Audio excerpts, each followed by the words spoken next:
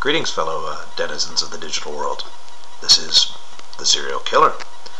And for one of my first videos that I'm ever going to be posting for you, and one of my first of hopefully many strange and rambling diatribes, I'm going to talk today about something, well, that came up on an open forum.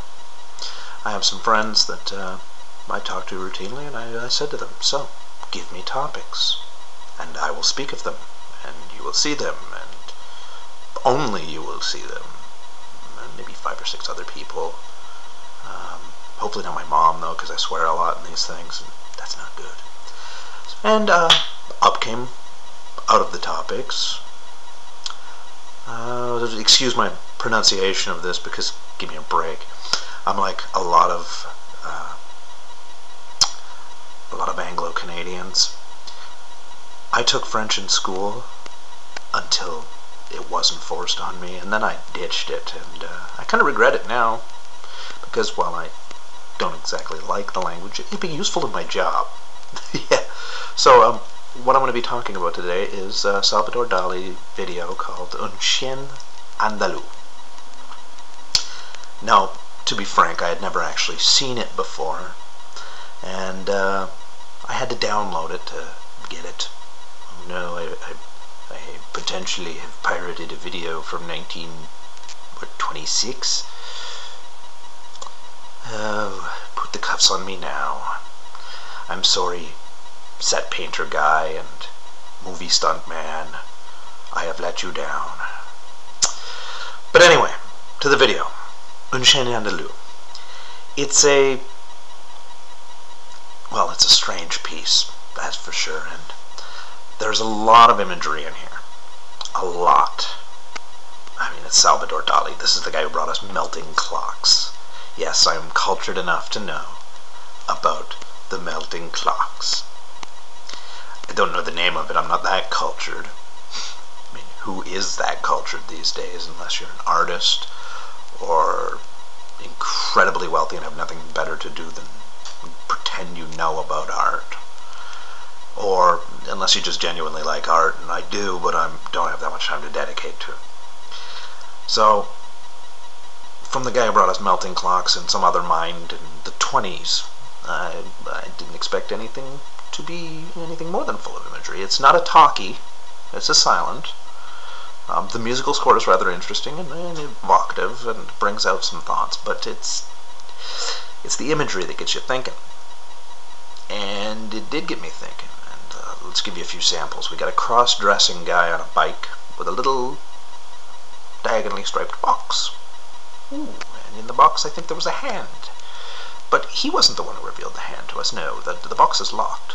A girl who gets hit by a car sees the hand and pokes it. Oh, she's blind, that's right. A blind girl pokes at the hand with her walking stick, and there's a guy with ants coming out of his hands, and I think he tries to force himself upon a woman, and then he's dragging around 2 pianos with these dudes dragging around, and corpses on them with donkeys. It actually gets weirder from there. Now, with all that imagery and all that bold and vivid, in your face, I don't know, with the imagery, I'm an eloquent man, but not on the spot. With all that imagery, you'd think I would have some very deep thoughts about this video. But I really don't. And it's kind of saddening. I mean, I'm the ultimate product of the MTV generation. I can't think beyond the immediate surface of things at times. In fact, a lot of the time, I'm very shallow. And this is strange to me because I don't watch MTV. I don't need that kind of flickering image across my view.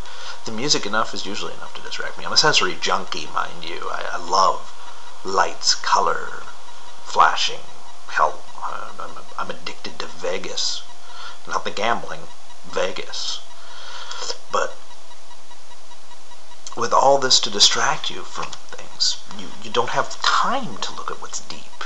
You don't have time to go and say, hey, the ants coming out of that guy's hand, they could mean something. And I think about it then, and I get that far, and then I think, what do they mean? I mean, his hand's gotta really hurt like a bastard. I mean, he's gonna fucking hate to have ants coming out of there. Ants in the pants is supposed to be itchy. What about in your hand? I mean, right in there. Ugh. But that's as far as I get. And it makes me wonder, is there something wrong with me that I can't analyze that? And I thought about that for a little while, and yeah, I can think about things that worry me. Then I realized, it's a fucking surrealist piece. Dali was the king of the absurd. The images that meant nothing for the sake of meaning nothing. I mean, you know the joke. I've seen it elsewhere on this site. You know the joke. How many surrealists does it take to screw in a light bulb? Fish. It's all about things that make no sense.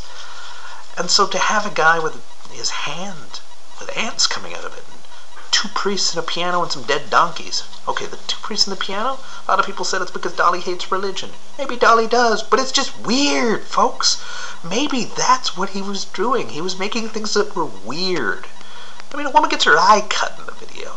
Right open with a razor. Okay, it's not her actual eye, because if it was, I'm pretty sure he would have been arrested. But I don't know, do they have a waiver for that? But honestly, there's not much imagery there. And it's an interesting little piece. It's twisted. I've watched it about 3 or 4 times just today, and yeah, I should be thinking deeper thoughts. And I maybe pose the question to you, do you think deep thoughts? What was your deepest thought of today? My deepest thought of today is, well, okay, so I recently found out I'm a narcoleptic, and that might invoke some deep thoughts, but really I only had them when I was napping. Yeah. So what are your deepest thoughts? What was your deep thought for today? This is the question I pose to you. And before this ends up being a 20-minute long video that I'm not allowed to legally upload on YouTube in the first place, I think I'm going to sign off. So this has been The Serial Killer, and if you have any questions, comments, concerns, or death threats, address them to theserialkiller